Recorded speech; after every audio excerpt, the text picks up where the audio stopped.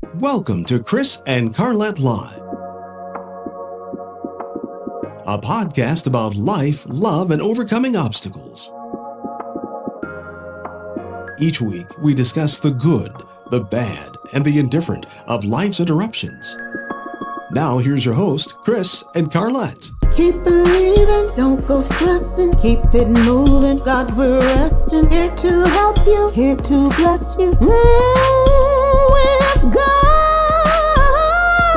on our side, CNC Live.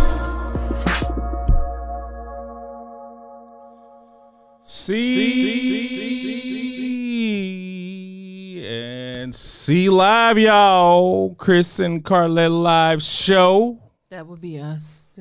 Would be us. This is there's our this.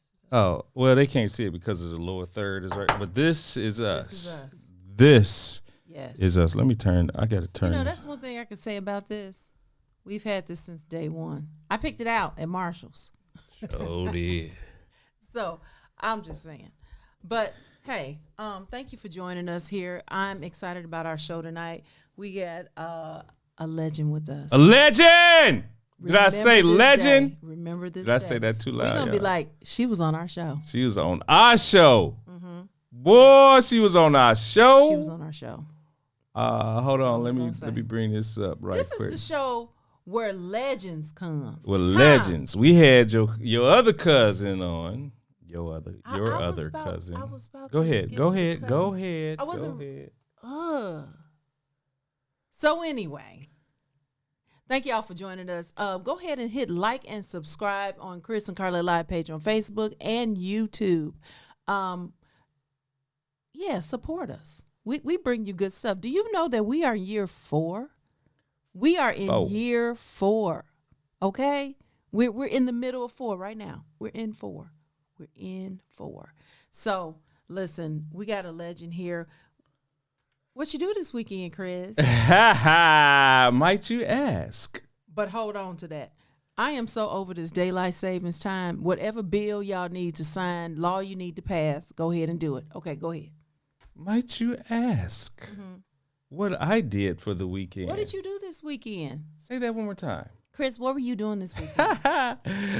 Well, first of all, my lovely wife, sitting over on my right hand, she signed my permission slip, guys and gals. In pink.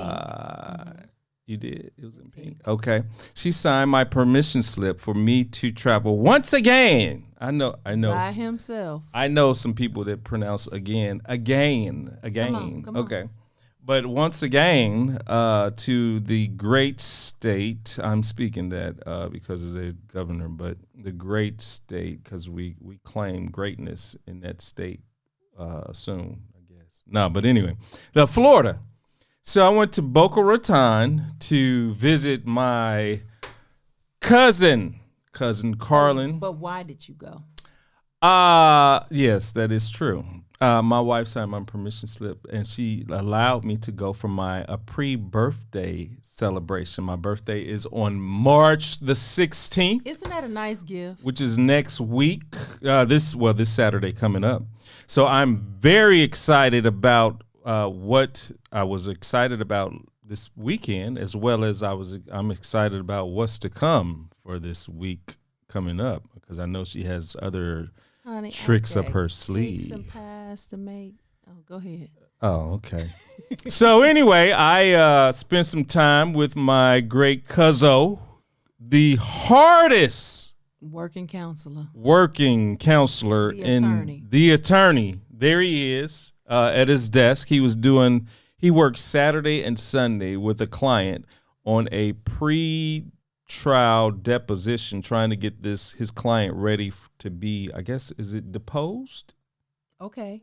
Our deposition. I don't know. Oh, I wonder. Let's talk about ventricular articles. Then you can, Okay, right. So I had the opportunity. So I got there on Friday night, and got home, and so then I had to travel down to Miami Executive Airport, where myself as a pilot in training was able to get aboard this lovely aircraft here. And I went up in the air, maximum 2,500 AGL, to fly with my CFI, certified flight instructor. And we flew over the Everglades while we were practicing point turns around a point, and we did some stalls, and we did some other stuff like emergency simulated emergency landing, like if the engine was to fail and this and that. But thank God that it didn't fail in the Everglades, because it's some big snakes and alligators and all that. So I had a wonderful time with him. He's man, I tell you, this flight instructor, Dennis, he's awesome, because he's slowly getting me over my fears of flying. And because it was at one point where we had to stall the airplane, and that's when air doesn't go over the wings and so forth. But I was able to relax and let that happen. And so that was. Turn the engine off or something? No, the engine keeps running, But you put it at idle. So you know how like when you park a car and it's just at idle, and it's not really moving. So that's what the engine, you put it at idle, and then the propeller's still turning, but you're just not going, And how long you have to stay like that? Roughly about test.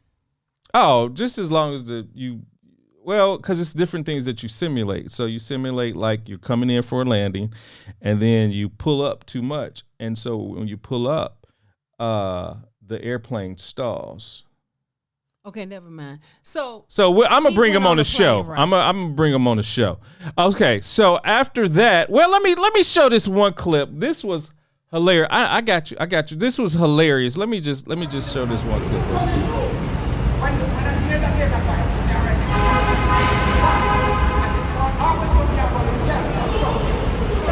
Okay, I'm gonna tell you.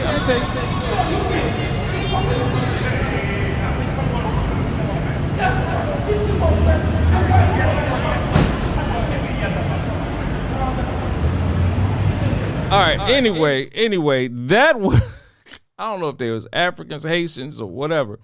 I guess when you're in the airport, you have you have to go online at the taxi cab driver. So they got mad because I guess one somebody jumped. And it was so funny. They was arguing, and it was funny. But anyway, so I did that. I also went and had this lovely breakfast at one of the restaurants in Boca. That is blueberry. What is it? Blueberry something. Cheesecake. French toast. I mean, that French toast was the best. You could just slice it without even, using a knife. Then I hooked up with my dear cousin. This is Giovanni Johnson. This is Carlin's brother. I hadn't seen him in years, and he came by. He stopped by to see me. So there we go. I had a wonderful time, and now I'm here. I'm back, and now we're about to bring on our guest. Back to life, back to reality. Back to life. Listen, like I said before, we have a legend. Are you talking to the mic, please? I did. I did. You gotta push it closer. No, you had me turned off. No, I didn't. I mean, all right, come on. Go ahead. So, we have a legend. Legend. I am so glad, y'all, she in my family. Not his, mine. So you know what? Hence the name Blakely. So okay. I'm just saying, and not only is she a legend, her husband is a legend, and they have brought two other legends in the world that is they're causing problems. But listen, all of this, yes, people, outside of the four walls of the church, this is ministry. Yes. This is ministry. You remember a long time ago when we had somebody that was coming on telling us about their ABCs? Come on, Carlette. This is her. Go. So I present to some and introduce to others Miss Angela Hamblin Blakely. Please. There she is. Let me see. Let me get my clap. Oh, that's not claps. Oh, wait. And that is an explosion. There we go. What's going? Hey, well, okay. So let me preface this because so you all understand. I could call her Lady Angela Blakely. She's co-pastor. Co-pastor. I could call her all these, spiritual and church related and just regular titles. But my title for her is she's Jesus's sister. Jesus' sister. This is Jesus's sister because she can get a prayer through. And I think her and Carlette are sisters because both of y'all, But anyway, hey, Angela, Hamblin, Blakely, what's going on with ya? Hello. Good evening. It is such an honor and a privilege to have you on our show today. Yes. Oh, well, thank you. I definitely appreciate the invite. I appreciate being here. Thank you so much. Yes. Thank you for taking the invite. We know you're very busy. You juggle a lot. You wear many hats. And we just thank you for taking out the time to be with us. And we do not take it for granted because you are family, but we do respect your time. And look at that. Look what she got it behind us. I mean, come on. That's it. Look at the jerseys in frames and stuff. Yes, I got to put mine in the frame. I will say when I grow up, but basketball is not my thing. I actually tried it. Okay. I was a point guard. Oh. I was a point guard. Nice. Oh. But I didn't want to break my nails. Okay, let's keep it going. Understandable. Completely understandable. See, what are you looking for? Okay, let's get to it. That's right. It ain't working. Okay. Okay. Let's get to the point. All right, let's get down to the point. So, Angela, what would you like for me to call you? Angie, Angela is fine. Either one of those works. Lady Blakely or Lady Blakely works. Whatever you're comfortable with, okay. I'm comfortable. All right. We're gonna do Angela. Angie. That's whatever. fine. Okay. So bring us down this road because how many years when you joined the WMBA, and this is Women's Month too, so yes, it is. We're also celebrating you for Women's Month. Yes. But when you, what's up, Bill? Jay, I'm sorry, that's my brother-in-law. Everything for his Bill. That's my brother-in-law. Come on, That's my brother-in-law. Let's stay focused. Oh, so tell us when you joined the NBA, how long had the NBA? How many years has it? Was it WNBA? Yeah, WNBA. How long had it been started before you joined? So the WNBA was maybe a year old, maybe two. I want to say the WNBA started in 96 or 97, I believe. So it was just a year old when I went. Okay. So tell us. Trailblazer. That's Listen. it. Yes. Tell us about that journey. Take us back to that moment. I should have put on my 90s clothes. Drafted. So I was drafted. I was drafted in the third round. I was the third pick to the Washington Mystics and went to Washington, was there for probably about a month. And I was cut. I got cut from the team and I came back home and then I got a call to come to Detroit. I went to Detroit, tried out, and I made the team. And I spent my year that I was in the WNBA in Detroit. Wow. Look at you. Right. What? No, I'm Oh, okay. So what is it like when you get drafted? Yeah, I mean, because draft. I look at the NBA and I look at the football, and it just seems like it's such like this aha moment, like I've made it. Was it that way for you? It was. I was so excited, nervous all at the same time. And of course, things have evolved now, so as such that we see the big production of the league and the WNBA draft and all of those kinds of things. But when I got drafted, I just got a phone call. I was in my apartment at the University of Iowa, and I just got a phone call saying that I had been chosen to play or to come to Washington to be a part of the Washington Mystics. So it wasn't, a big production. It was a simple phone call. I was so excited. I think I might have been smiling from ear to ear, and it was a good thing. Mm-hmm. What was so you went to the University of Iowa, right? Yes, sir. Yes. So coming up, let's even go back to high school. So you went to what high school? I went to Wallace High School, Gary, Indiana. Gary, Indiana. She's a GI resident. Yes. Why did I think you were at Westside? Probably, No. I don't know why. I thought probably you because of was where. Well, I don't know. Probably where they was. I don't know. We used to say the rich kids went to Lew Wallace. That's what we said. Oh. We did. We said the rich kids went to Lew Wallace. So you went to Lew Wallace. You graduated. You got picked up by you got accepted to the University of Iowa.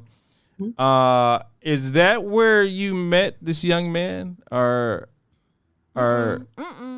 No, come on. Oh, is that where you met this young man that we so call Uncle Billion. Uncle Billion? But he is, Uncle with Billion. all due respect, he is the pastor of Christ is King. My cousin, the honorable pastor, the bishop. I call him Bishop J.D. Blakely. Jamel. Yes. Is that where you all met? No, we actually met. We were his aunt lived next door to us when we were kids. So I've been knowing Jamel since I was a little girl, just next door playing with each other or whatever. But I met him again a sophomore in high school. So I've been knowing Jamel most of my life, but we got reacquainted my sophomore year of high school. Wow. So y'all like high school sweethearts? Yeah, kind of. Wow. See, didn't know that. So you went to, but he went to University of Iowa as well, right? He went to Kirkwood Community College. It's a community college that was about 45 minutes outside of Iowa City. Oh, okay. So he had to stay close by. He was watching you in He was between watching, classes. right. Hey, what you doing? What you doing? So how was it playing for the university? Because University of Iowa's on the map now, right? Yes, we are. Thanks to Caitlin Clark, and she's been doing some great things. But yes, University of Iowa is definitely on the map, and it was so good to play for the University of Iowa. Iowa City is indeed a small college town. They love their Hawkeyes, and just the support that we received. We always had a very big crowd playing at the University of Iowa. So it was a very good experience. So you're back in the time, and if I'm saying their names wrong, please correct me. Is it Cheryl Swoops? Swoops. Mm-hmm. Okay, so you see, Trailblazer. Yeah, and Reggie Miller's sister, right? No, you know what? I don't know if Cheryl Miller was playing at that time, but it was Cheryl Swoops was one of the trailblazers of the league at that time. It was Cynthia Cooper, Lisa Leslie, Tina Thompson. Those were the women that were, the marquee people for the WNBA at the time. Now Cynthia Cooper, she played for Indiana, right? Is that the one? Cynthia Cooper played for Houston. What is the young lady that Christian took a picture with? Tamika Catchings. Yeah, she did play for the Fever. Yes. Yes. So, side note, do you still keep in contact with some of these individuals? I keep in contact with my teammates from Iowa. I don't really keep in contact with the people from the WNBA. It was such a short time. I don't really keep in contact with them like I probably should have, but no, I keep in contact though with my teammates from Iowa. Wow. Did any of them go off to the WNBA? Yes. So Tangela Smith, she was on our team and she was in our class. We got recruited together. She played for Phoenix. She actually won a WNBA championship. She's maybe even a 2 or 3 time WNBA champion. Tiffany Gooden also played WNBA. And at that time, there were 2 leagues that were going. There was the I want to say the NWBL or something like that. So there were dual leagues going on at the time. And Tiffany played for the NWBL. Tangela, and my roommate, Nadine Damone, she also played for the Sacramento Monarchs. So we had, it was 4 of us from our class that played in WNBA. Hey guys, if you all are tuning in now, make sure you like and subscribe to our YouTube page as well as, Facebook. But go out to our YouTube page, look up Chris and Carlette Live, subscribe, and click on the bell so that you can get notified that we are live. As well as if you have any questions for Angela Blakely, please put it in the chat so that she is able to read the question and answer it for you. Thank you. So how? Okay. So you went there 4 years. Yes. Okay, and then you went off to the WNBA. So like, how was it? Just playing. I mean, just like, was it kind of euphoric or just like, man, I'm here. Like I mentioned before, like I've arrived, and what. So that question, and then since you are Jesus' sister, what did this mean spiritually for you? So that's a funny story. So to be a part of the WNBA, it was amazing. It really, really was.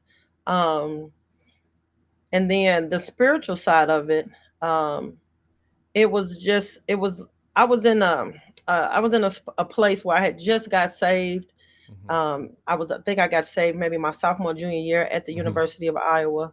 And so basketball started to kind of take a back seat to Christ. You understand? So basketball had just started to it wasn't as important to me as Christ had become to me.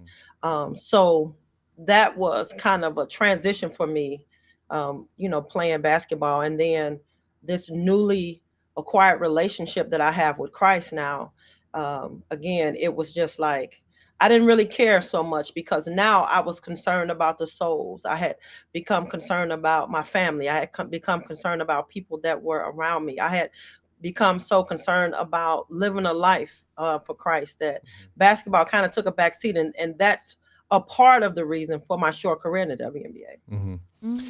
So for me, I've just acquired this desire to fly, and it just hit me like all of a sudden. I think last year, right? Beginning of last year, sometime last year, around this time last year, maybe in January, and it was like the push to do it, to achieve a private pilot. Well, we call, instead of license, it's called certificate, but and just for simplicity. The push for me to obtain that license is like really strong. So I'm doing everything to prove to my kids, look, you can do this. You can achieve whatever your heart's desire is. So was it like this for you? And then just talking to, those out there that may be watching, what does that mean to achieve? If you put your mind to something, you can achieve it. Well, I believe that God opens doors for you according to the gift that he give you. And I just believe that was just a door that was opened for me. I love basketball. Basketball was everything to me. And I guess in the spiritual sense, if you really think about it, it was like I had made basketball an idol in a sense, because I wanted to do nothing else but play basketball, and I wanted to be the best at it. So when in meeting Christ, it was just like this clash of wheels. You know what I mean? And not that I believe that Christ wanted me to not play basketball. It was just me. All of a sudden now I had just become so concerned with other things other than basketball. But that was just a gift that God gave me. There were some things that I could do on the basketball court that just came natural to me. And I had such a love, and I understand what you're saying as far as having a push for your license, or your certificate, because I just had a push to just want to play basketball. I just loved it so much. Wow. Did you have a question? I'm waiting. Go ahead. Because I'm going to transition us.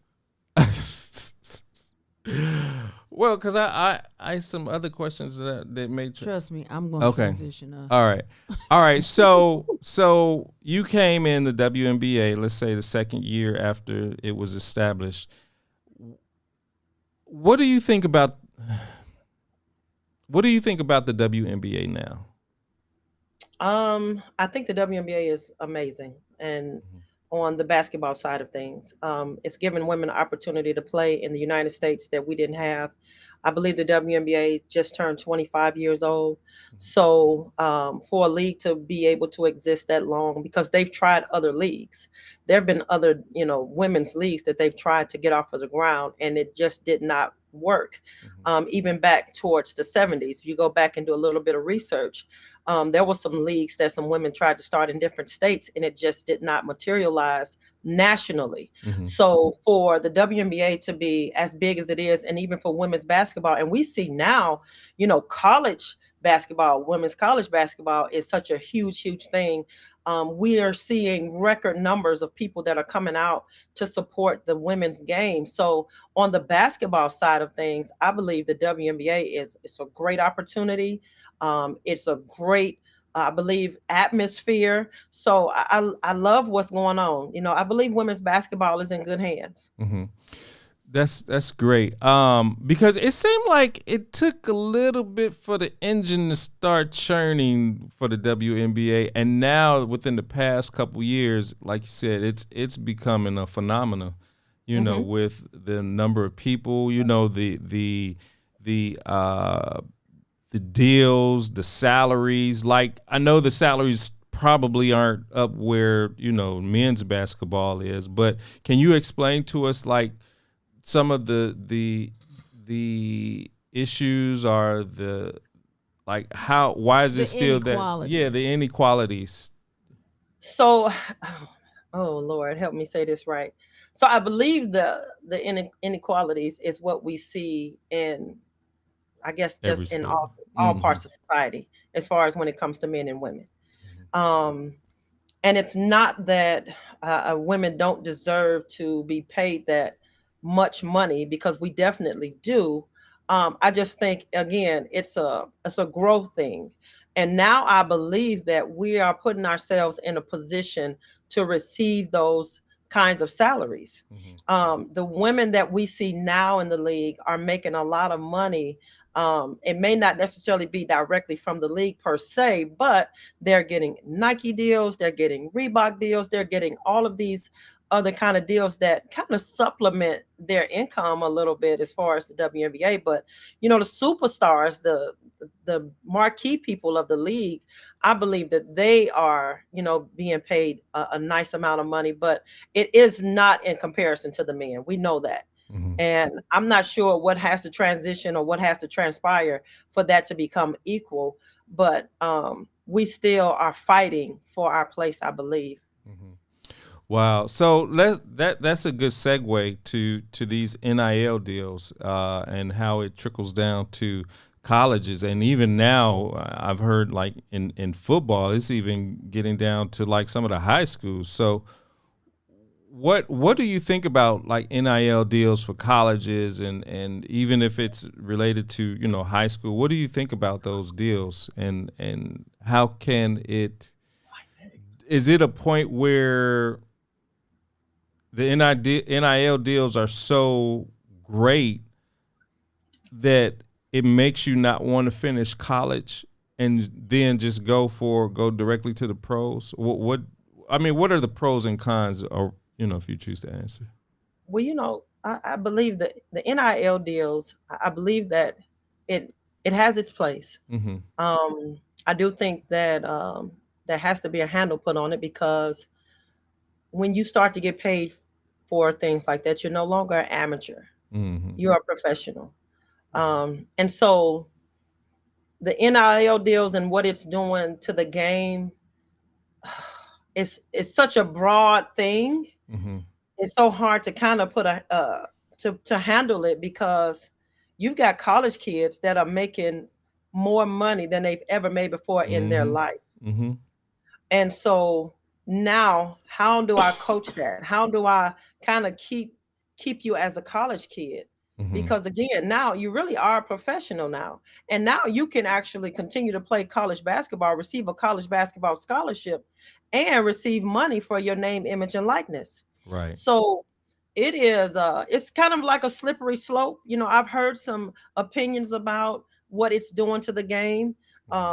And it's good and bad on both sides. Now you have kids that are actually earning money, and they're able to do certain things in college. And then you also, on the other side of that, now I'm a professional. There's not a whole lot you can say to me because I'm probably making just as much money as you are. Right. Wow. I'm just trying to set something up. So while you're doing that, so we got these wonderful young ladies. One that just made a record with what was it, free throws, and she had 3-pointers, and she had the contest with Steph Curry. That was Sabrina. Okay, Sabrina Io something. And then you got the other young lady, very pretty. She wears her uniform a little different, one leg in, one leg out, or something. Yeah, and she has the extensions, and she plays. She does. That's college. Yeah, that's college. And then her competitor, because they had they have words to each other, and when the black girl had the words, it wasn't cool, but they don't want to mark when the Caucasian girl said it, which was worse than what the black girl said. That was last year. And trust me, it's still an undercurrent there. And so now I saw something, I guess it happened yesterday. Somebody pushed somebody I'm like, so were they fighting like that back then like they are now? Oh, yeah. It just wasn't televised. You got a lot of cameras. You got a lot of cameras everywhere now. And we wasn't really on the national stage unless it was like the NCAA tournament Final Four. Okay. But you playing in a championship game like that caliber, emotions run high. And I agree with what Coach Dawn Staley said. And I'm so glad she said it when she said it. She addressed it well, as far as I'm concerned. That does not represent them. But when you are playing that level of game, emotions are bound to run high. And then you got people bumping people. And so now it just kind of got out of control. But I don't believe that was the intent. Again, I think that emotions ran high. Same thing that we're talking about with the young ladies from last year. I believe she went past and she put up the ring finger or something like that. It was something. Yeah, that's what she did. Yeah, that's what she did. Yeah. So it was something along those lines. So again, harnessing your emotions when you're in big moments like that is key. And so sometimes we do it, sometimes we don't. And unfortunately now, because everybody has a camera now, it's televised and we see it. But I love how, again, I make reference back to Dawn Staley because she's a leader in our game. And I just love how she addressed it in that moment, because no doubt was she also very emotionally involved in it. You know what I mean? As a coach at that level, you're very, very emotionally involved in what your players are doing, because one of your jobs is to protect your players and also to scold your players when it's necessary. So she addressed it well. And I think that, again, it's just emotion. You know how it is when you're in the middle of something, you're passionate about something, and your emotions kind of get the best of you and you lash out in a way that you should not. So I think that's what we saw yesterday. Wow. I saw that. I saw that on the plane coming home today. Okay, so let's talk about this whole Steph Curry, like you mentioned, Steph Curry and Sabrina. Do you think those type of interaction are competitiveness between the NBA and the is that here to stay now? Absolutely. I believe it is. And, I'm one to say that it's a good thing. You know what I mean? And I don't necessarily think it has to be the woman being better than the man or the man being better than the woman. We're very good in both respects in both of our games and both of our leagues. You know what I mean? So I think as long as we keep a balance of the competition, I think it's good. But I definitely think that it's here to stay. Let me ask you this: Mm-hmm. just is Love and Basketball one of your favorite movies? No, it's not. I don't like Love and when Love and Basketball first came out, we were at the University of Iowa, and I just remember seeing the movie. It's not a bad movie. It's just not one of my favorites. It's one of mine. But, Because it was my it's era. a good movie. It's a good movie. Because they both graduated in '93, just like I did. Right. Yeah. So. Favorite color? My favorite color? Red. Red. Is that because of red or because of the blood? We could go both directions. All right. All right. So Favorite food? So, oh God, my favorite food used to be pancakes. Well, it still probably is at this point. I've changed food so much now lately, but pancakes was my very favorite. Okay. Favorite dessert? Favorite dessert? Oh, chocolate chip cookies. Really? Yes, I love chocolate. I feel you. Any particular place? No. Have you had the crumble one? I have. I love crumble. Yes. And they got I one have. 10 minutes from the house. That's really, that's ooh. Okay. I'm not done. Okay. Favorite song? My favorite song? Ooh. So I got a couple favorite songs.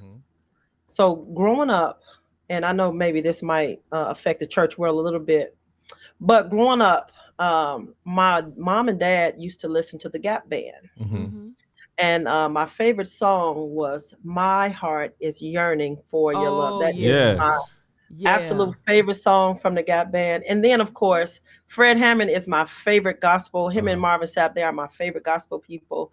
But and I can't even pinpoint one of their songs because all of them are good. But just from a child growing up, being raised in the house where I was raised at, man, I love the Gap Band. Hey, well, that Gap song can go spiritual. Well, our cousin did it. He did. Keep running. Yes, he Yeah. did. Yeah. So. Okay. Wait, Carlette, I'm not done yet, woman. I'm not done. Because you know I'm about to change all Yeah, well, this. don't change. You stay in the pocket. Oh, I'm still being the pocket. All right. Explain this to us. Okay. The big payback. The big payback. So that is a poster from, I want to say 1995. And the big payback was the season before we had a horrible, horrible season. Probably the worst season Coach C. Vivian Stringer had at Iowa. Maybe one of the worst. I don't know if it was the worst, but it was one of the worst. And so now that we had a full roster, we were paying some folks back. So that was the theme of our season. And indeed, we did do that. I believe that we won the Big Ten championship that year. We went the furthest that we ever had, that our team ever had in the NCAA. We went to the Sweet 16 that year. So it was a very, very good year. All right. What about this one? Look at that fall, boy. Look at that fall. I don't know who we was playing, but I used to take off too early for my layups. So I had to be careful with, sometimes you'll stuff that basketball in between the rim and the backboard.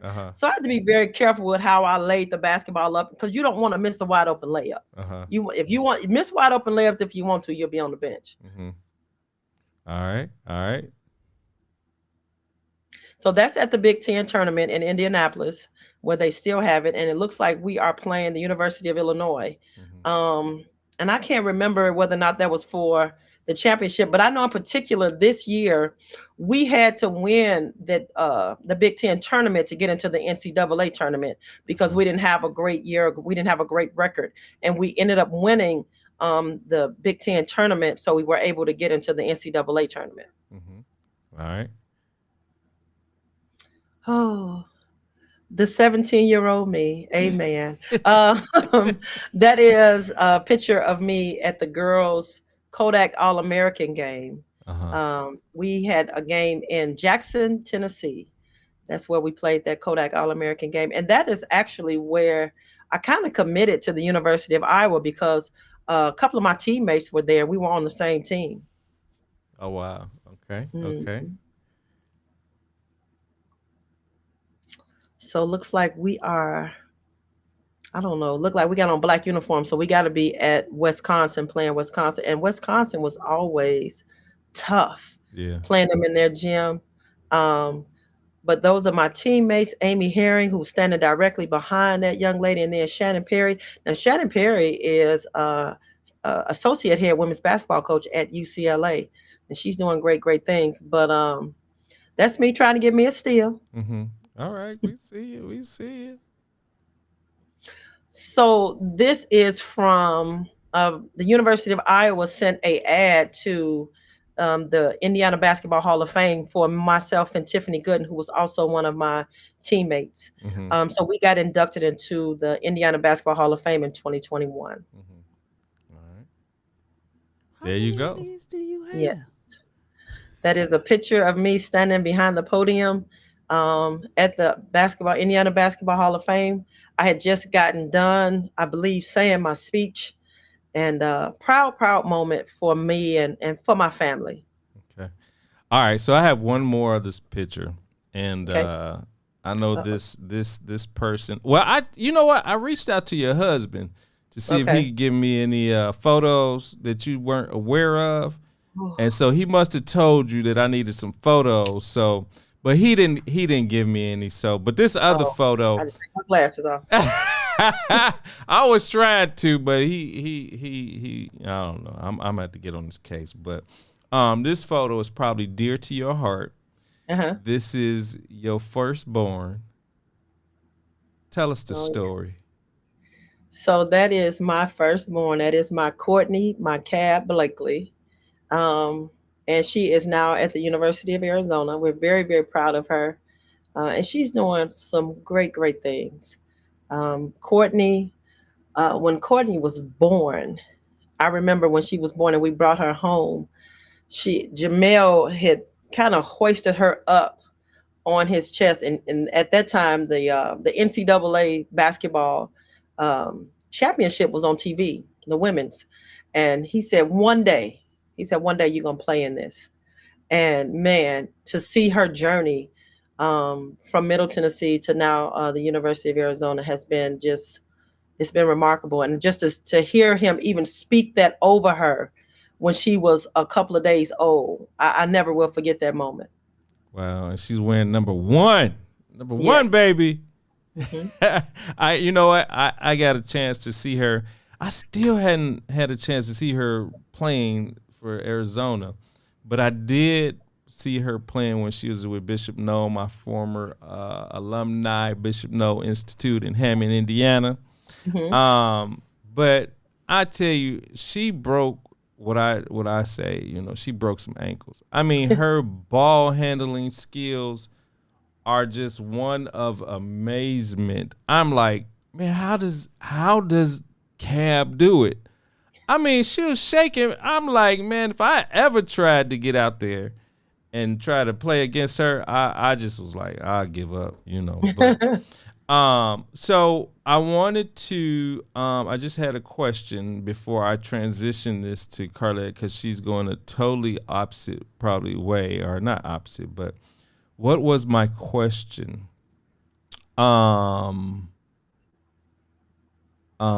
I don't know. I'll have to remember it when I forgot. Anyway, so tell us what are you doing now? Like, okay. It's my turn. It's her turn. Oh, shama ha ta ta ta. So we had a conference. We were a part. Well, I was in the congregation. I was a participant. I was a registrant. You were a speaker. And at the GGU Girl Get Up, part of Felicia Blakely Ministries, and you were one of the panel speakers at the luncheon on Saturday. Mm-hmm. And when you got the mic, you said, it started off like this. When you don't know who you are, finish the Everything. rest. Everything is negotiable. Everything is negotiable. Mm.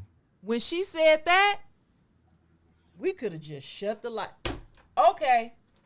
Oh, when you don't know who you are, everything is negotiable. Somebody put that in the chat. China. That makes you think. It makes you wonder, what are you doing with yourself? Do you know who you are? Yeah. And I say this because I know you know who you are. I know who you are when I first met you versus who you are today. And there is such an authority that you walk in, not only just in the ministry, the four walls, but in the marketplace. Okay? The marketplace ministry, because that's what this is. Mm-hmm. And so with saying that, let's talk about Hamblin Hoops. Okay. Because that's the ministry. Yes. Let's talk about that. So Hamblin Hoops is my baby. Yep. Hamblin Hoops was born when Courtney was born. In fact, Hamblin Hoops may have been born before Courtney was born, but because Courtney was born, Hamblin Hoops had to be pushed to the forefront. Hamblin Hoops Hamblin Foundation is a not-for-profit organization that my husband and I founded and we started. And we have really primarily focused on girls basketball. We have ventured out a little bit. We do mentorship. We do the MLK Classic. We are doing some mental health things. So we've ventured out a little bit outside of the basketball part of it to mentorship, like I said, and then the mental health side of it. That's a huge thing for me now. And I recently saw your status about that. Aren't you about to do like a seminar, webinar? No, you just did a camp for a certain age group. Talk about. So I did a mental health awareness for athletes. I did that last May. Okay. Because May is mental health awareness month. Okay. And so what I did was I invited some of the girls that were previously in our program that went to college, which I'm very, very proud of all of them. And I had them talk about their experiences because we had two of them that went Division I, and they came back home to be less stressed in a sense, because nobody really understands the what athletes go through. Excuse me stuttering a little bit, but nobody really understands the torque that athletes go through as far as having to be at practice 2-3 hours, traveling, the games, trying to keep up academically, and then just the pressure that they have on themselves and the pressure that they may have from their families, the pressure that they have from their city. You know what I mean? And so that's a huge thing for me. And I want to put a spotlight on it a little bit. And I did it with 4 of the young ladies, again, that came through our program. But now this year, we're going to expand it and we're going to include the guys. Because I got a lot of people ask me, well, why didn't you do boys? Well, I didn't have boys.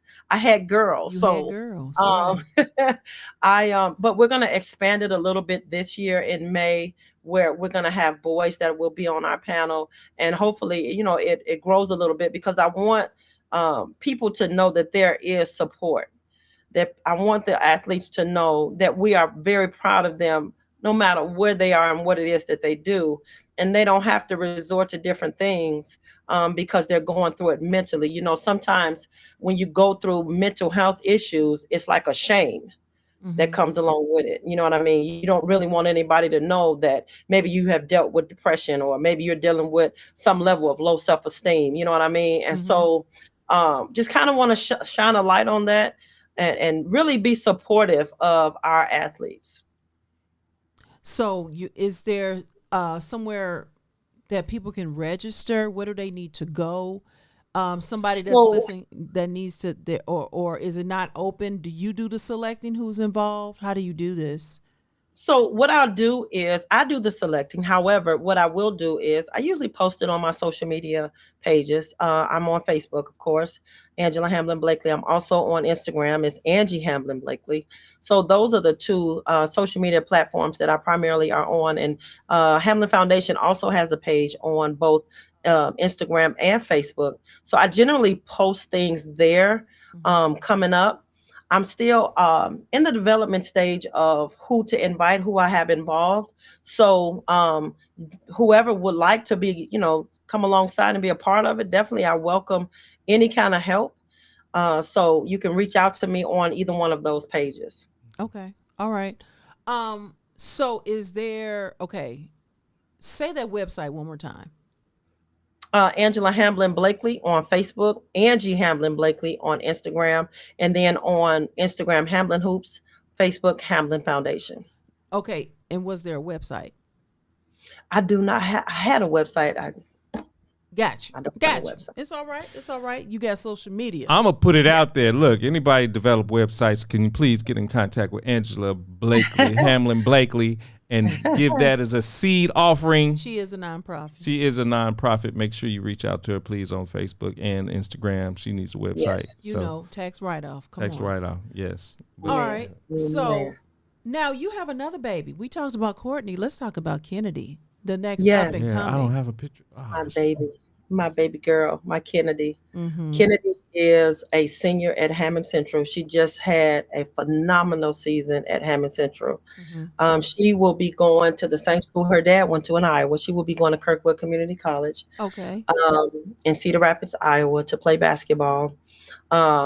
She is, so Kennedy is the kind of kid, to me, she kind of sat back and watched. Okay. She watched her sister. She watched me. She watched her dad. And so Kennedy is her own little person, which I love. And I've always preached that to both of the girls. We play basketball, but you don't have to be us. Be who you are. And she is good at that, definitely.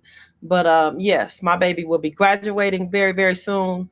And she'll be taking her talents to Cedar Rapids, Iowa. I'm so looking forward to seeing how she develops even more. And she's still growing a little bit. So I'm excited about that as well. Okay. And she's what position does she play? Kennedy also plays a point guard. Kennedy is a 5'8" point guard. Wow. Yeah. Hold on. I'm trying to do this picture right quick so the people can see. So while he's doing that, did you have her involved with the camps any? Absolutely.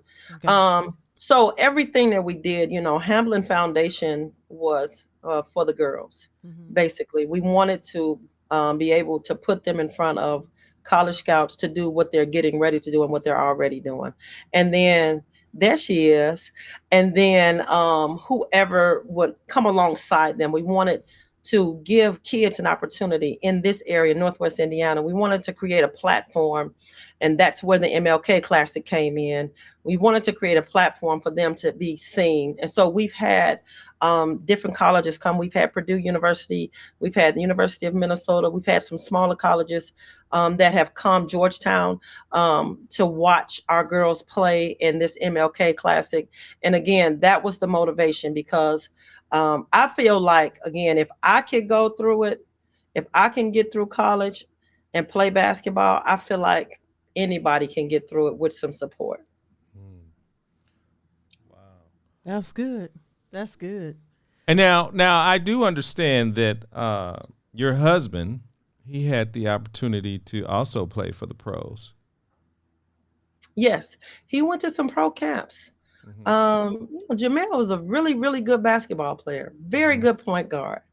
Mm-hmm. Played ball at Kirkwood Community College, did some wonderful things there.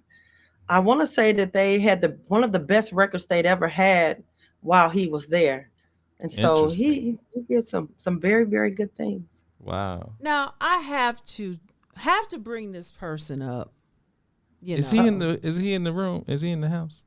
He is here. He was just down here. I'm downstairs, but he was just down here. So hopefully he'll come back down here. So he's just sitting right here. We have the chip, but then there is the block, the old block. His daddy, my Yes. uncle, the greatest, Kenneth Blakely, who was a star of his own at Westside. Yes. So, it's like DNA. It's funny you mention that because we tell the girls this, especially when they were little girls. Both of their grandfathers were on the walls of their respective schools. My dad was a 1968 state basketball champion at Gary Roosevelt. And so he was on the wall at Gary Roosevelt, and then his dad is on the wall at Gary Westside. And so we would tell the girls how rich of a legacy that they have in their grandfathers, because both of them played in the state game. Both of them did. So it was good. And then you have the honorary cheerleader, they auntie, Keisha Blakely Bryan. One of my favorites. We 6 months apart. Exactly. Yes. She February 23rd. I'm August 23rd. We 6 months apart. You talking about somebody that is passionate. Yes. Yes. That's the word for Keisha Blakely Bryan. Yes. Passionate. I told her, I said, she remind me so much of Prophetess Bynum. I promise you. I called. I said, baby, when they let you loose, when you let yourself loose, it's gonna be the biggest revival in Gary. Oh goodness. So where do you see the WNBA going from here? I just see the WNBA growing. I don't see the WNBA going backwards at all. In today's world and the way things have expanded and the way things are expanding, the WNBA will not go back. The WNBA may even develop leagues like they have the G League for the NBA. Really? I believe that it may go. Now, this is just me. I hadn't heard anything. This is just me talking. But in expansion and in trying to expand the league and have more, be more visual, I believe that could be a next step. You never know, because there's some women who have started some smaller leagues that it's excelling. It's great, and it's given women who may not make it to the WNBA an opportunity. So I can see where, you may mirror the WNBA, may mirror the NBA with a league underneath them, because you're always just an injury away. You never know. I tell this to Courtney all the time. Stay ready. You always stay ready, because you never know what's going to happen next. People are injury away from you getting into the spotlight. So you always got to be ready and stay ready. Yeah. We tell Evan that all the time. We say, he wants to play football and he wants to go to the NFL. And we tell him, look, you need to have an education. You want to be a doctor, we speaking that you going to have to finish school and, He told us he wanted to be a doctor. But now, he's all big. Now it's all about football. Football, right. This dude lives, eats, breathes football. That's what's up. Yeah, so I got a question. What? Go ahead. Oh, no, it's about the coaches. Go ahead. Okay, and then after this, I'm No, done. go ahead. Because we're running out of time. But did a coach really get fired because she dressed so well? I saw that story, and honestly, I didn't do a lot of research on that story. But I hope that's not true. I mean, she was very fashionable. Yeah. I mean, looked good. Yeah. Carried it well. Yeah. And then the coach you had mentioned earlier that addressed, what was her name? Dawn Staley. She dresses very nice. Now, she doesn't dress like the other one. But it was like, this is not a fashion show. Y'all looking for an excuse to belittle women. Let us be great in our stilettos. Let us be great in our suits and dresses, and their faces is beat and they have on amazing nails and the hair is flawless. All of that. All of that. So can you wear some stilettos for me? Huh? Can you wear some stilettos? And a red dress. Okay, let's go. Yes. But to that point, I want to say this, because there's a coach at the University of Texas. I don't know her name, but she dresses phenomenally. She, I believe, represents women's basketball in a phenomenal way. She's very, very pretty. And I don't see anything wrong with being a model for our girls. What I don't school see is she? anything wrong with that. She's at the University of Texas. But I don't see anything wrong with us dressing the way, us modeling how our girls should be dressing. I just got done coaching at Hammond Central, and the head coach there, she dressed very well. And she would always tell us how we should be dressed, in a sense, how she wanted to be represented. And I definitely agreed with that. So I don't see anything wrong with that. But the bishop is in the room if y'all wanted to see the bishop. Oh, The bishop. Let's I bring. would like to introduce to some and present to others my first cousin, also as affectionately known as Uncle Billion. My brother, my children gave him that name, Uncle Billion. We speak that, billions, And so, listen, that just came. He has walked in. Listen, look at Starsky and Hutch Everybody, right try to put that. Everybody stand. All Everybody right. stand. All right. Come on, stand up. Oh my goodness. Okay. They do it too well. They Can are. we be seated? Can we? Oh, I done took my seat. Oh, Hey, Doc, let me ask you this. So when you saw Angela playing, your wife, what was it like? Playing for the WNBA, playing for Iowa. What was that moment like? Was you lurking in the stands? You know what? Before he answers that question, that picture of me going up for a layup, can you pull that picture back up and take a really good look at the guy in the orange sweater? Let me see here. Hold on, that's not it. Hold on, let's see. That's not it. You see that guy in the khaki pants and the orange sweater? On the floor? On the floor. Yes. You see the referee and Yes. kind of Yes. that's my honey right there. All right. Wow. All right. Okay, Bishop. I see you. You had front row tickets for your baby. Come on, lurking in the stands. Doing like this. hey, doing like that's mine. Yeah. Just like Love and Basketball. He was on the side. Come on, Omar Epps. Yes. So yeah, what was it like? What was it like watching? I think the picture pretty much speaks for itself. Well, yeah, there you go. That's it. What you say? Right Y'all there. go back like Oh, car man, I seats, was huh? just as much as a fan as everybody else that was in there. Wow. Did you all used to play together like 1-on-1? Mm-hmm. Y'all still do? 1-on-1, 2-on-2s, 5-on-5s. Y'all still do? And did she beat you? What? All the time. She's never lost. You said what? She never lost. She's never lost. Against you? She's never lost. Against me, with me, she's never lost. That is so true. I know that's right. Go ahead. That's good. Learn something today. Yeah, she can actually say she's undefeated. All right. Yeah. Man, we need a whole marriage counseling set with you Listen, show. The panel. Well, Love Month is what, June? That's when I all don't the know. weddings happen. Mm-hmm. So and I don't want to digress too much, but Yeah, we're at 10:03.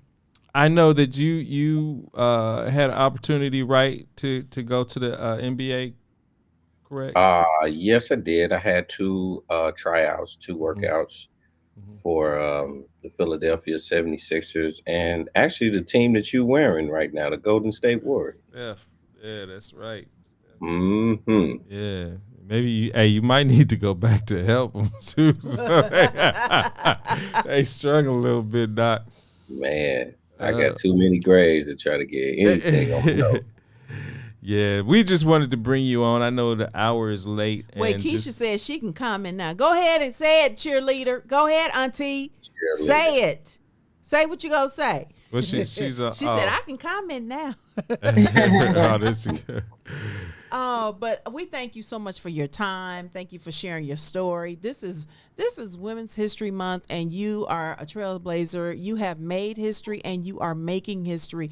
ESPN, listen, is closer than you think. Sports Center is closer than you think. And I even tagged them. I ain't playing. I know what I saw and I know what I heard, and I'm holding to his word, which is what? From everlasting to everlasting, okay? And it won't return void. I feel God. So, Amen. listen, I got chills, but we Hey, don't and go you there. know it. We not. Yeah. We ain't gonna go. But I'm here to tell you, sooner than you think. You keep pressing. Amen. You stay consistent. Keep moving in the marketplace. You are saving a generation. You're in there. You found their rhythm. You're in their lane, literally, and you're saying to them, "It's okay." And you don't have to compromise. This is what we need in the marketplace, and how God fits in all of this. So I thank you for your yes. I thank you for your yes for tomorrow and the week after and the month after and the year after, because it's going to keep growing in leaps and bounds. We serve a progressive God, okay? Amen. He's not stagnant. Anything that's stagnant stinks, and you ain't stinking. So you are offering up a sweet smelling savor unto the Lord in your worship. In your worship. Because as you move, as you continue in ministry, it's worship unto the Lord, and it's building the kingdom and glorifying the Father. All right? So we thank you. Thank you. Thank you all for having us. Thank and congratulations on this 4 years of your podcast. You. This is amazing.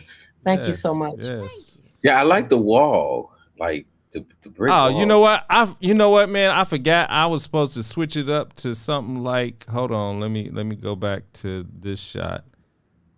I was supposed to switch it up to something like that. Okay. Yeah. Now that'll get it. That'll that'll get the get job it. done. Yeah. Tell us, did you tell us about this picture? I don't think you told us about this one. Yeah, because it was supposed to be for the background. So this picture is, I was at Armando Blakely, our cousin. He had a that's right. I don't know what it was, some kind of All-Star all-star classic Yeah, he would I remember host that. every year in Terre Haute. And he asked me to come one year and talk to the girls. And I did, and I love, and that's one of the things that that's the direction that I'm heading, actually, where I do more motivational, inspirational speaking. But he asked me to come and talk to the girls, and I did, and I definitely appreciated the opportunity. That's good. Well, my family holding down the basketball, and guys, we got the football down here in the South. Down here in the South, honey, listen, football is like the air you breathe life. Down here. It's It is life. life. Yeah. I can actually say that is a sport here in the South that is all year round. I got one more question. I'm sorry. I'm so sorry to hold y'all. No, please don't be sorry. So, dang, I keep wanting to go. Pastor Jamel Blakely. It's the bishop. Okay. You recently took a trip to Arizona to be with Cap. I think it was actually Las Vegas. Las Vegas. Yeah. Yes. I saw that. Tell us about that Conference experience. Conference. Tell us about that experience. Tell us about that experience. Man, it was awesome. It was, it was very, very much so emotional because I hadn't seen and laid eyes on my baby since Christmas. And so to be watching her on TV, and she would call on a daily basis. I mean, it had its place and it did its part, but it was nothing like literally being in the same gym and just watching her go, and the experience of just hearing the fans who gave their own reactions without necessarily knowing that I was her dad, and just to hear the crowd just speak great things about her, and just had positive energy concerning her. So it was very thought-provoking, but very emotional. It kind of put me in the same feeling it was to watch her mom play. So it was very good. I mean, the atmosphere was great. It was good to see that the women's basketball game is growing in such a way, and it really has a positive effect in the direction that it's going. So my experience there was great. It was awesome. I got a chance to kind of reflect as well. and just just kind of, I guess, retool, refuel, and just get back into it. So it was very good. Oh wow. Tell us about that.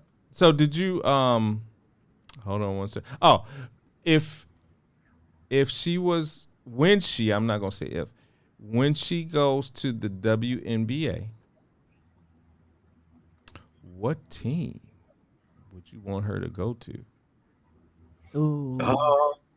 You know what? To be honest with you, because the landscape is so great, I guess anybody would want to say that to be closer to home would always be considered the best bet. But she's showing us otherwise by being that far away that she still can effectuate a change, and so it doesn't really matter. I would want her to go where she's wanted. I think that's more so what it is for me. It's one thing to go to a place where because you just gotta go, but to go to a place that you're wanted, I think that's more so the biggest thing for me. So if it's the furthest team that want her more than the team that's closest to her, then so be it. I'd rather be in a situation for her, kind of sort of like that hug where she's wanted. Well, listen, man of God, your seed is blessed. Oh, appreciate it. Your seed is blessed. And woman of God, the fruit of your womb is blessed. Amen. And I'm going to tell y'all this. I don't care. Your life, and hear me good on this, your life is squishing, destroying, annihilating every word curse, every negative thing, everything that was said from years back, everything that was said that was not in your favor. Your life is changing and destroying that. It bears no fruit. Wow. Amen. It's done. It's done. I'm telling you, I know what I'm hearing. Everything is destroyed. It's destroyed. Y'all done rewrote things. You allowed the Lord to use you, and he uprooted stuff. So I honor the Lord. Amen. I honor the Lord. Hallelujah. Well, I definitely want to say I appreciate you guys giving us the opportunity to get on and share what real life is like, for the kingdom believers while living in the world that we have to live in.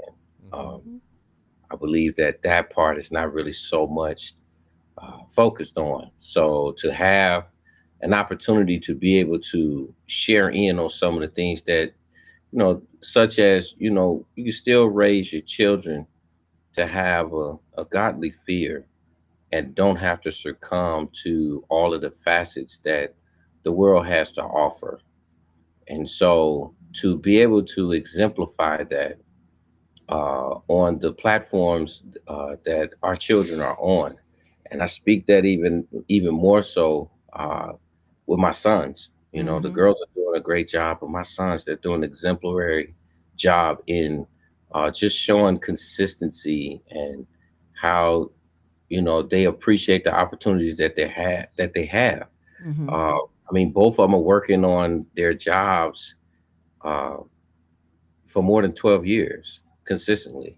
You don't find that with young people where they're consistently in a field and then sticking pretty much with the same job. So to show that level of consistency goes to the credit of what God is doing. Whereas it's not really, like I said, spoken on. It's not the focus. So to see that, and then to see these girls doing what they're doing, and it's just it's just amazing to watch. So to be able to have this opportunity to just give a glimpse on some of the things that we go through, it just goes to the credit of the hard work that this young lady puts in when it comes to dealing with somebody like me and everything that come with it. You mentioned something And just a few minutes ago, and I want to touch on that with Evan. Evan's in football, and it's sometimes Nave. That's it. Nave. You can't just give me a name and I don't clap back now. It's so hard for him to kind of comprehend the world. And what I mean by that is when he hears kids cussing on football. I mean, like his age, just wow, where did y'all get this mouth from? It's hard for him to comprehend because we don't raise him like that. And I'm like, man, just calm down. It's going to be okay. Relax. So you can still raise your family or raise your children in a godly house and play sports at the same time. And they don't have to succumb to the world in sports. They can continue to move as God leads them and be the person that God has made them with all the worldly attributes that it has to offer, And so I appreciate all my children, like that, as including yours, that we don't have to succumb to the world. We can.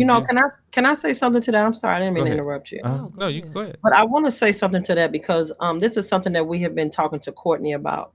A lot of times we are put in place not just because of our athletic ability, but it's also because we're there to shift the culture.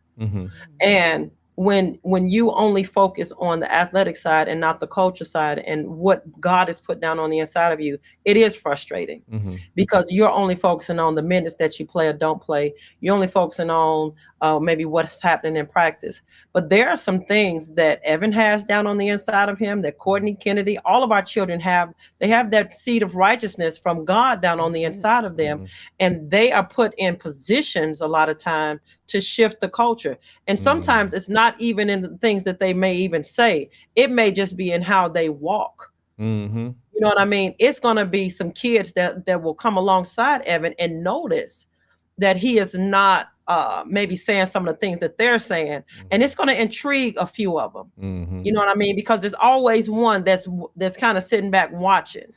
And that's the one that's going to be affected by Evan's life. That's the one that's going to be affected by even Courtney's life. Because again, we're there to shift culture, to change culture for Christ. So I think that, him being in that, and it is frustrating for him because Courtney is going through the same thing in Arizona a little bit. And she's frustrated with mommy this and mommy that. And I'm like, yeah, I understand what you're saying, but you're there for a purpose and for a reason. So I know the athletic side of it is the draw, but there is something down on the inside of you that has to be released in those places so that people will see. So there will never be an excuse. There's not going to be an excuse where you say, well, I didn't know. No. God sent an example.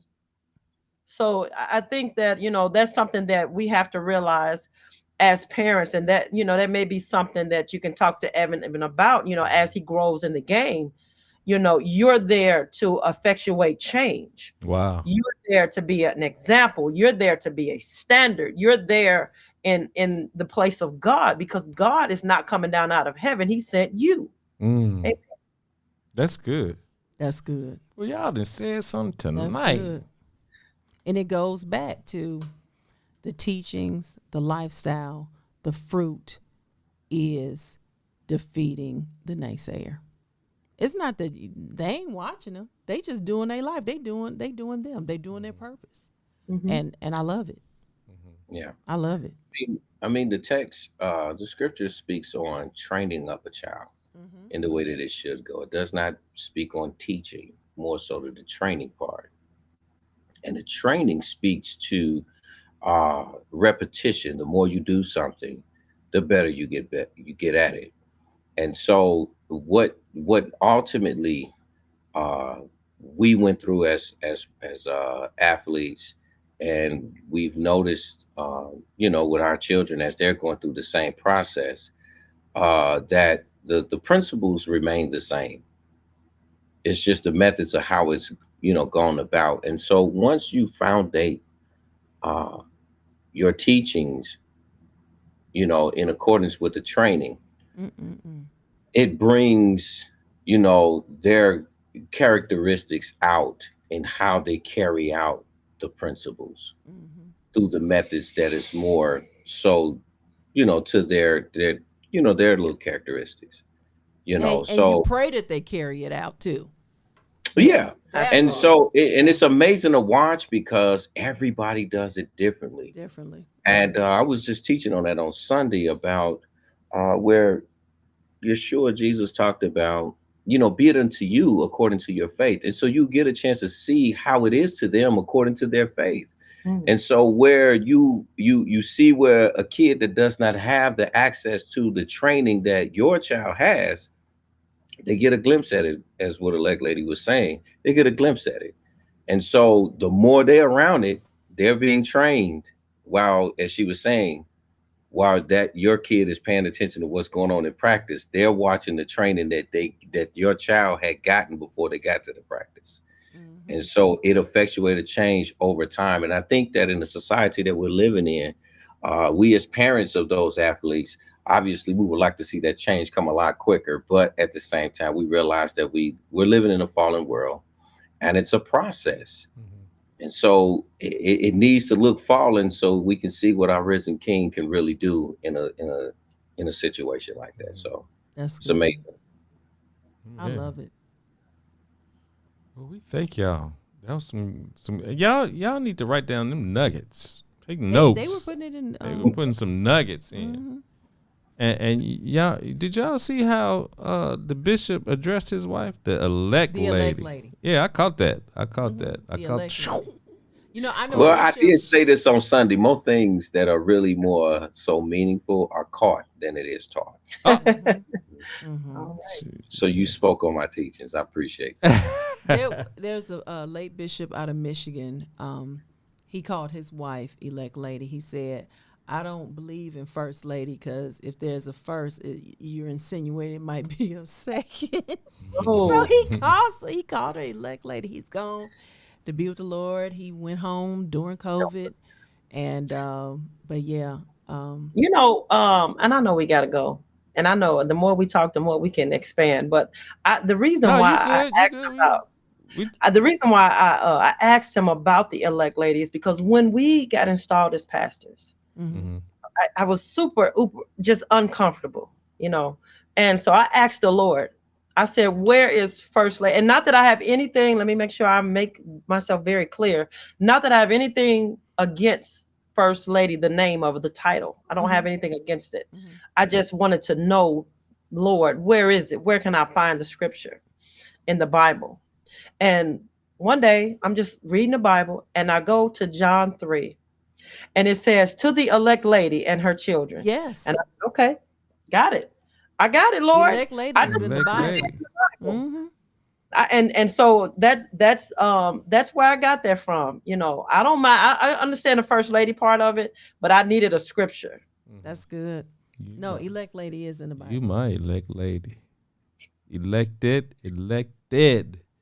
All of them. Electing. All of them. Past tense, present tense, future. I was elected over 22 years ago. It's amazing. Selected and elected. Oh my.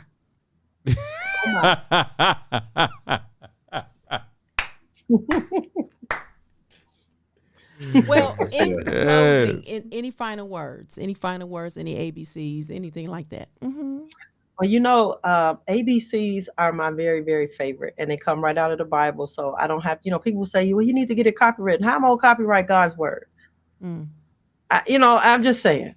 Up to the boss. Yeah. So that is a part of, that's a part of my identity. It's a part of who I am. And it is a confession of my faith. And I'll say them. If y'all want me to, I definitely will say always. I'm always. So, I get passionate. The further I get in the ABCs, I get a little passionate. So please excuse me if I get a little too passionate. But A is I am accepted in the beloved. B, I'm blessed with all spiritual blessings in heavenly places. C, chosen in him before the foundation of the world. D, I've been delivered from the curse of the law. E, I walk in excellence. F, I'm favored of God. The favor of God surrounds me as with a shield. F, I am forgiven. For God so loved the world. I'm sorry, no, excuse me. F, I am forgiven. G, grace. I'm covered in his grace. G, I'm gifted. The gifts of God is resting upon me. H, I am healed. By his stripes, I'm healed. And I have a hope. I am made in the image of God. J, I am justified by faith. K, he knows my name. Amen. L, I am loved of God. Here it where it goes. For God so loved the world that he gave his only begotten son, that whosoever would believe in him would not perish, but would have everlasting life. M, many are the afflictions of the righteous, but God will deliver us from them all. N, no weapon that is formed against me will be able to prosper. O, I am more than an overcomer. P, there is purpose on my life. Q, I am qualified and I have been quickened. I've been made alive. R, I am restored. I am redeemed. I am renewed. My mind is renewed by the word of God. S, I am saved by his grace. T, trust in the Lord with all of your heart and lean not to your own understanding. And in all of your ways, acknowledge him and he will direct your path. U, in all of my getting, I am getting an understanding. V, I am the church victorious. We are the church victorious. What's the STUV? W, I am God's workmanship, created in Christ Jesus. I am being washed by the water of God's word. STUVWX, I walk in excellence once again. Y, my youth is renewed like the eagles. And Z, my zeal for God will not die. Amen. Amen. Well, there you go. The ABC. Amen. Yes. Yes. Well, we thank you again. We appreciate your time. Yes. We'll probably call you after the show. I'm pretty call sure. you right back. So keep your phone on. Keep your phone on, and we will talk to you later. All righty. Thank you again for having me, and happy early birthday to you, Chris. Oh, thank you. I'll send you my cash app. All right. Cash app. All right. Take it easy. Okay. Bye-bye. All right. Bye-bye. That was wonderful. That was a great interview. Yes. Wonderful. We enjoyed her and the bishop. Yes. The elect lady and the bishop. One. The two are definitely one. Yes. They flow together. They have a chemistry. We just thank God. And they are well-oiled machine over 20-some years. I was at their wedding. Yes. I never forget, she was barefoot. I remember she was barefoot. I was like, why she do that? But that was what she wanted. Jamel cut my hair. Huh? Jamel cut my hair. How did we get from wedding to your hair? Well, because you said you went to their wedding, so I was just trying to say something that it was a candlelight that I was wedding involved at in. Faith Temple. No, I'm just saying something that I was involved in. Okay. Yeah. All right. Okay. I've been over their house. Yes, you have. Yes. They have a beautiful home. Beautiful home. You been over there? Yes. Mm. No, I have not. I have not. See? I've been over their house. You haven't. Petty. If Petty was a person. Hey, y'all. Next week, we might have, I have to reach back out to her, but we might have another interview with the one. And don't drop no names. Yeah, I mean, you got to bring up the hype. Leslie Pace may be back on our show next week. I have to reach out to her in the weeks to come. I reached out to her and she said she would be more than happy to. Well, this is Women's History Month. Yes. We are. I had another filler out too. I'm just waiting on them to get back on me on their date. Okay. But last week we had Robin Sobomihian, and now we had Coach Angela Hamblin Blakely, and so next week it's going to be another woman. It's going to be another woman. All right. We love y'all, and like every week I tell y'all, pray, seek the face of God. Calling him while he may be found and while he's near. His name is Jesus. We are not talking about nobody else. So we love you. If you don't have nothing else to pray about, turn on the news. You'll get a laundry list. But pray for our world. Pray for your family. Pray for the country. Pray for the upcoming election. Just pray. There's so much going on, and we need to seek the face of God. We love you. We appreciate you. Have a good night. See you next week. Peace. Thanks for joining us this week on Chris and Carlette Live. Make sure to visit our website, chrisandcarlette.com. If you're on Facebook, share this broadcast. If you're on YouTube, please subscribe to our show. You may also find us on Apple Podcast, where you'll never miss a show. While you're at it, if you found value in this show, we'd appreciate a rating on iTunes. Or if you'd simply tell a friend about the show, that would help us out too. Let us stay in contact with you by texting CNC Live to 474747. That's CNC Live to 474747. CNC Live.